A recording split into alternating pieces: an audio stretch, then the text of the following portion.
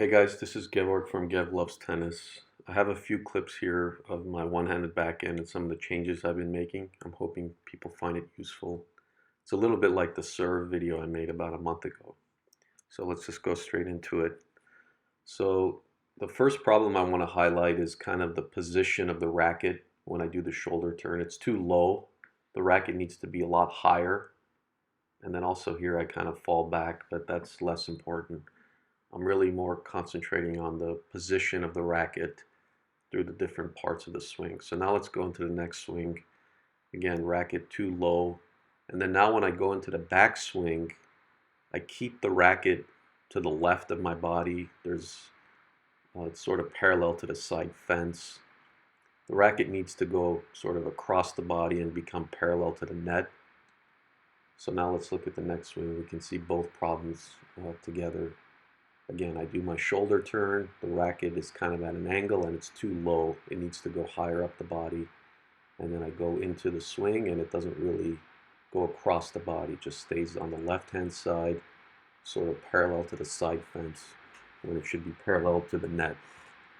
So let's take another look at another swing. Again, you'll see the same problems. Racket too low when I do the shoulder turn. Kind of at an angle, it should be more closed. And then when I take the racket back, there's not really much rotating of the racket. It stays parallel to the side fence. So now let's look at some newer footage to see what the changes are. So first you see the racket is a lot higher. It probably could be a little bit more parallel to the side fence, but it's not too bad. And then look at how the racket goes across my body now. The head of the racket would be essentially parallel to the net, although unfortunately you didn't see the racket too clearly there, but I have one other clip here to show you. Again, you see the racket stays up now, the elbows are up. Could be a little bit more parallel to the side fence, but then notice how the racket sort of becomes more parallel to the net. It goes across the body and then the feet are apart and you get a pretty good swing in. So just to summarize the 2 points, you want to keep the racket high after the shoulder turn.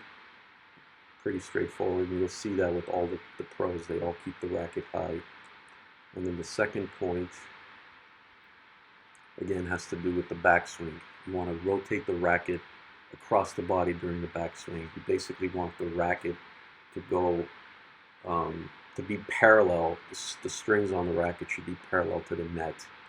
So you want good rotation. That kind of coils your body. And by doing that coiling, you then have to uncoil, obviously, when you go into the swing. And that generates a lot more power and pace to your swing. So, and you can see this if you watch some YouTube clips and tutorials. They all talk about this. And take a look at the pros. Take a look at guys like Roger Federer, Stan Wawrinka, not Novak Djokovic. He doesn't have a one-handed backhand. Dominic Thiem, the lefty Canadian guy Shapovalov. They all keep that racket up, kind of parallel, roughly speaking, to the side fence, and then when they drop the racket, they really rotate the racket and get it, the strings sort of parallel to the net, and then that creates that coiling of the body, the shoulder turn, and then they open up the body, and that's really, I think, where they generate a lot of the power. So that's kind of what I wanted to convey in this video. If you guys found it useful, feel free to like and subscribe to the channel. I'll try to make more videos like this. So thanks everyone for watching and have a great day.